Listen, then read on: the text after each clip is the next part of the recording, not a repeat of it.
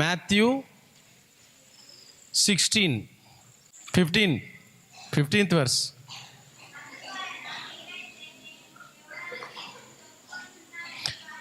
యేసు ప్రభు నేను ఎవరు అని అందరు ఏమనుకుంటుండ్రు, నేను ఎవరు అని బజార్లా బయట లోకంలా నా గురించి ఎవరైనా అని ఏమనుకుంటున్నారు అని యేసు ప్రభు అడుగుతున్నాడు. ఎవరిని? శిష్యులను అడుగుతున్నాడు. తర్వాత శిష్యులు ఏం చెప్తున్నారు? 12 మంది శిష్యులు చూడండి.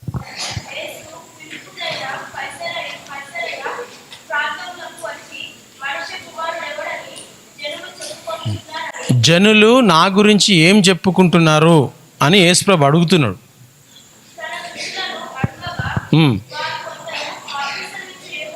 కొంతమంది ఏమన్నారు? బాప్తిజం ఇచ్చే యోహాను చచ్చిపోయింది కదా, ఆయన ఆత్మ ఈయన మీదకి వచ్చింది, యేసుప్రభు మీదకి వచ్చిండు. అయితే నువ్వు బాప్తిజం ఇచ్చే యోహాను అని ఒక శిష్యుడు చెప్తున్నాడు. మళ్ళీ చదవది.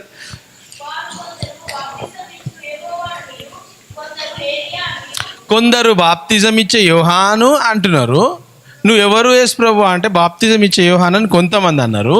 ఇంకా కొంతమంది ఏమన్నారు? నువ్వు ఏలియా అంట. ఏలియా ప్రవక్త ఉన్నాడు కదా, నువ్వు ఏలియా అనే కొంతమంది అంటున్నారంట. జర్మయ, కొంతమంది ఏమంటున్నారు? నువ్వు జర్మయ.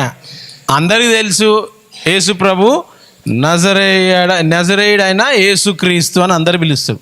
అరే మన ముందు పుట్టింది కదా, కానీ వాళ్ళు ఏమంటారు? అమ్మ నీలో పవర్ ఉంది కదా, నీలో ఏం పవర్ ఉంది? బాప్తిజం ఇచ్చే యోహాన్ పవర్ ఉంది అని కొంతమంది. ఈయన ఏలియా పవర్ ఉన్నది ఈయనకు. అబ్బా ఈయన అందరిని ఇట్లా చచ్చిపోయిన లేపుతుండు, ఏలియా కూడా లేపిండు చచ్చిపోయిన వాళ్ళని. ఏలియా మిరకిల్స్ చేసిండు, ఈయన కూడా మిరకిల్స్ చేస్తున్నాడు. అయితే ఏలియా ఆత్మ వచ్చింది ఈయన మీదికి. బాప్తిజం ఇచ్చే యోహాను అనగానే అందరు మార్మన్స్ పొంది బాప్తిజం తీసుకుంటున్నారు. ఆ ఆత్మ వచ్చింది ఈయన మీద. ఇర్మియా పెద్ద ప్రవక్త, ఆయన ఆత్మ వచ్చిందని కొంతమంది చెప్తారు. యోహాను, ఏలియా, ఇర్మియా, Jeremiah, Elijah, John the Baptist. అయితే ఈ ముగ్గురు కూడా కాకపోతే మస్తు ప్రవక్తలు ఉన్నారు కదా, దాంట్లోకి వెళ్ళి ఎవరో ఒకళ్ళ ఆత్మ నీ మీదకి వచ్చింది అని అంటున్నారు. ఎవరు? శిష్యులు అంటున్నారు. తర్వాత కింద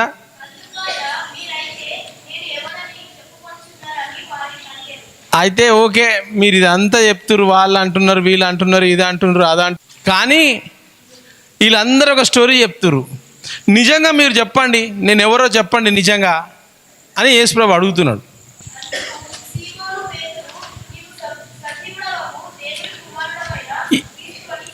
ఈయన సీమోను పేతురు ఏం చేస్తున్నాడు? నువ్వు సజీవుడు అయిన దేవుని కుమారుడు అయిన క్రీస్తు అంటే మెస్సాయా. ఇంకో ట్రాన్స్లేషన్ చూసుకుంటే మెస్సాయా, దేవుని కుమారుడు నువ్వు.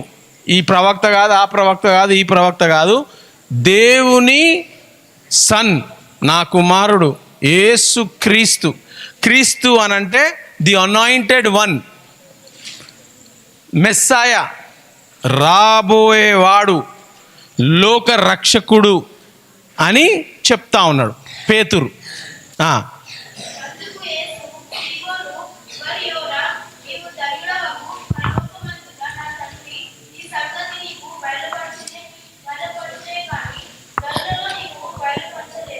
ఏందంట?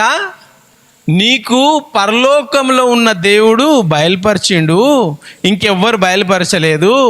సీమోను, దేవుడి నుంచి, పరలోకం నుంచి దేవుడు నీకు ఆ మెసేజ్ పంపించిండు, ఆ ప్రత్యక్షత ఇచ్చిండు.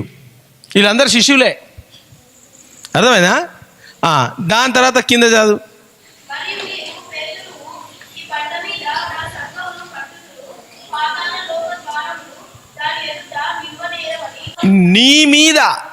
నీ మీద నేను ఒక కొత్త సంఘం కడతా అంటున్నాడు. అప్పటికి సంఘం ఉన్నదా?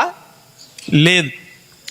పేతురు ఆయన పేరు మీద చర్చ్ కడతాడంట. ఎంత గ్రేటు. చాలామంది శిష్యులు ఉన్నారు కదా, అందరు అన్నారు నువ్వు ఏలియా అన్నాడు, నువ్వు జాన్ అన్నాడు, నువ్వు జెర్మయా అన్నాడు, ఓ ప్రవక్తలల్లో నువ్వు ఒకడు అన్నాడు. పేతురేమన్నాడు, కాదు కాదు కాదు కాదు కాదు, నువ్వే రాజువి, నువ్వే రక్షకుడు, నువ్వే మెస్సాయ, నువ్వే అభిషక్తుడువు, క్రీస్తు నువ్వే అని పేతురు అనగానే, ఏం చెప్పినావు పేతురు, నీకు అది దేవుడు పరలోకం నుంచి బయలుపరిచిండు, నువ్వు నీ మీద నేను సంఘం కడతా. ఏంటి అబ్రహాంకి ఏం చెప్పిండు, నువ్వు నమ్మినావు కదా, నీ మీద ఇజ్రాయెల్ దేశాన్ని కడతా అని అన్నాడు. హల్లెలూయా. నేను నమ్మినానా దేవుణ్ణి? బిషప్ మాథ్యూ మీద జీసస్ వే కడతా, గ్రేస్ టీవీ కడతా అని దేవుడు నన్ను కట్టించినా లేదా? చాలామందికి దేవుడు ఇచ్చిన దర్శనం, ఎవరు రాలే ముందుకి. ప్రభువా, నాతో పాటు చాలామంది ఉన్నారు బైబిల్ కాలేజీలో, నాతో పాటు చాలామంది ట్రైనింగ్ తీసుకుర్రు, నాతో పాటు చాలామంది ప్రేయర్ చేసిర్రు, ఫాస్టింగ్ చేసిర్రు, ఆన్లైన్ ప్రేయర్ మీట్ చేసిర్రు, అవుట్ రీచ్ చేసిర్రు, ఊర్లలోకి పోయిర్రు, ఆడికి పోయి ఇడిపోయి సువార్త చెప్పిర్రు. చాలామంది నమ్మినరా? చాలామంది ప్రభువా చెప్పు ఏం చేయాలా, ప్రభువా నిన్ను నమ్ముతున్నా అంటే, ఓకే నీలో నుంచి జీసస్ వే వస్తుంది, గ్రేస్ టీవీ వస్తుంది,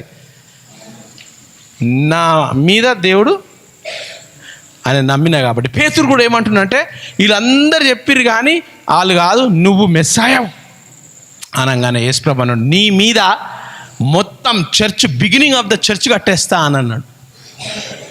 ఎంత గ్రేట్ కదా. ఈరోజు చర్చ్ క్రిస్టియానిటీ అని నిలబడ్డదంటే దానికి ఇండియాకి ఫాదర్ ఎవరు?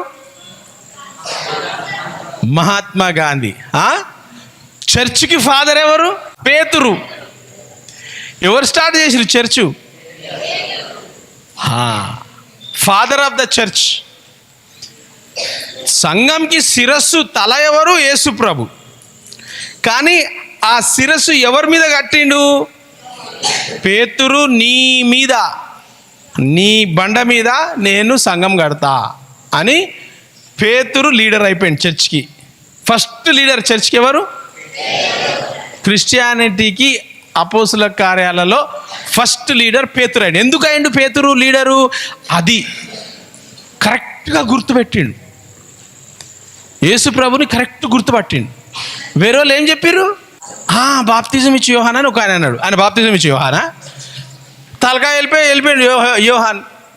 ఇంకొకళ్ళు ఏం గుర్తుపట్టారు యేసు ప్రభుని? ఏలియా అన్నారు. ఏలియా కొన్ని వందల సంవత్సరాల ముందు చచ్చిపోయింది ఏలియా. ఇంకా కొంతమంది ఏమన్నారు? ఇర్మియా అన్నారు, జెర్మయా అన్నారు, ఆయన కూడా చచ్చిపోయింది ప్రవక్త. ఇంకా కొంతమంది ఏమన్నారు? ఒక ప్రవక్త, నువ్వు గిన్ని ప్రవక్తలు వచ్చారు కదా, ఆ ప్రవక్తలలో నువ్వు ఒక ప్రవక్త అని అన్నాడు. పేతురు ఏమన్నాడు? కాదు కాదు, నువ్వే పరలోకం నుంచి వచ్చిన మెస్సాయ అనగానే కథం, నువ్వే లీడర్ అనేసిండు. హల్లెలూయా అన్నాడా? అది ఎక్కడికి వెళ్ళి వచ్చింది మెసేజ్ పేతురుకి? ఆయన పేతుడు పిహెచ్డి చేసిండా? బైబిల్ కాలేజ్ పోయిండా? మరి ఎక్కడికి వెళ్ళి వచ్చింది మెసేజ్? ఆయన పేతురుకి మెసేజు పరలోకం నుంచి డైరెక్ట్ వచ్చిందట. 22 వర్స్ చూడండి ఇక్కడ. పేతురుకి ఎక్కడి నుంచి రివీల్ అయింది? కరెక్ట్ రివీల్ అయిందా లేదా? పరలోకం నుంచి వచ్చిందా లేదా మెసేజు?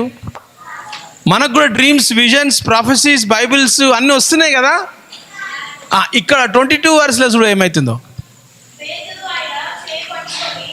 యేసు ప్రభు పేతురు చేయి పట్టుకున్నట.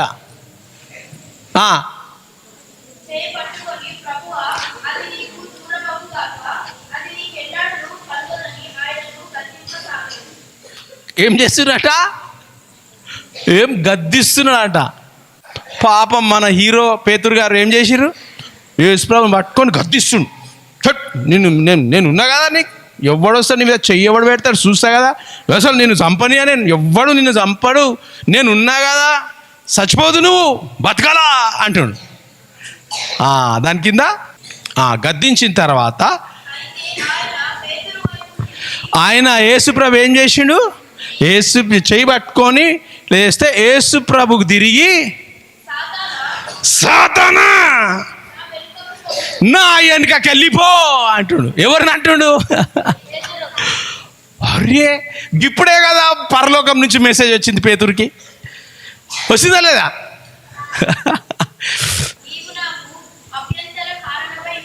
ఏందట? ఎవరు? పరలోకం నుంచి డైరెక్ట్ మెసేజ్ వచ్చింది. ఆయన మీద చర్చ్ కడతా అన్నాడు. నువ్వే లీడర్ చర్చ్కి అన్నాడు. నెక్స్ట్ మినిట్ ఏమవుతుంది? సైతాన్ పేతురు, సైతానా నువ్వు అంటుడు. పేతురును చూసి ఏమంటుండు యేసుప్రభు? నా వెనక వెళ్ళిపో సైతాన్ అంటుండు. గెట్ ది బిహైండ్ మీ సెటన్ అంటుండు. ఫుల్ అనాయింటింగ్ పేతురు మీద, ఫుల్ రెవల్యూషన్ పేతురు మీద. Next minute, you Peter Satan get out behind me. అయ్యా ఏమవుతుంది? అవుతుందా? ఏమన్నా అవుతుందా లేదా? అభిషేకం ఫుల్ అయిందా లేదా?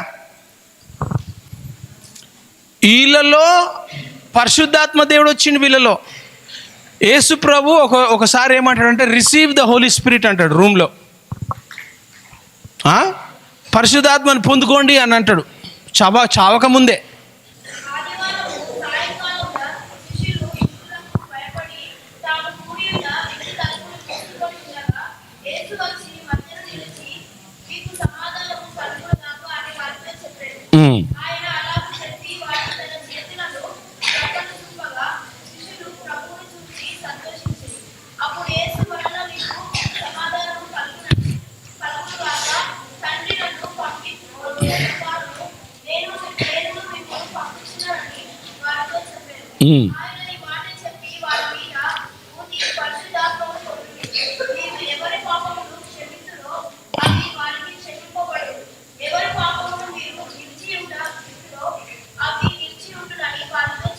చూస్తురా యేసుప్రభు ఏం చేస్తుండు?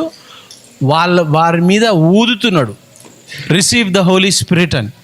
మనలో ఎవరున్నారు? హోలీ పరిశుద్ధ ఏంటి అపవిత్ర ఆత్మ ఉందా? అపవిత్ర ఆత్మ ప్రభావం చేస్తుందా? చేయకుండా చూసుకోండి. అర్థమైందా? యేసుప్రభు శిష్యులనే వదలలే, లీడర్నే వదలలే. జాగ్రత్తగా ఉండాలి. అర్థమైందా? హోలీనెస్ అనేది చాలా ఇంపార్టెంట్. హీబ్రూస్ 12:14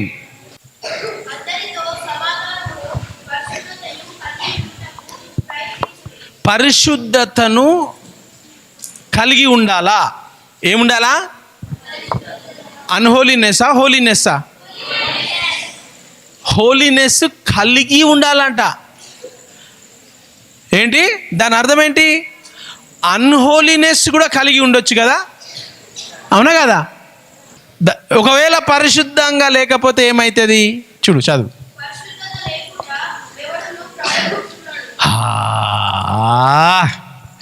అక్కడేమంటుంది? నీలో హోలీనెస్ లేకపోతే హోలీ స్పిరిట్ నీ దగ్గరికి రాడు. హోలీ స్పిరిట్ కారణాలు, అద్భుతాలు, సూచక క్రియలు, విజన్స్, డ్రీమ్స్, ప్రాఫెసీస్, ప్రత్యక్షతలు ఇవ్వడు నీలో పరిశుద్ధత లేకపోతే. వితౌట్ హోలీనెస్, పరిశుద్ధత లేకుండా మీకు gifts, fruit of the holy spirit, gift of the holy spirit, anointing, power, miracles, dead raising, heal the sick, cleanse the lepers, education, wisdom, knowledge ఏది కూడా రాదు.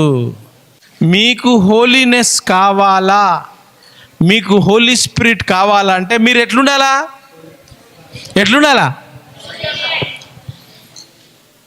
పరిశుద్ధతగా ఉండాలా.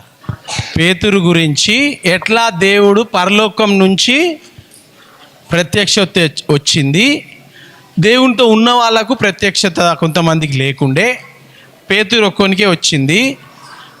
ఆయనకు వచ్చిన తర్వాత ఆయననే మళ్ళీ సాతానుడు ప్రభావం చూపించిండు. మళ్ళీ హీబ్రూస్ 12:14 పరిశుద్ధత లేకపోతే మనం చూడలేం.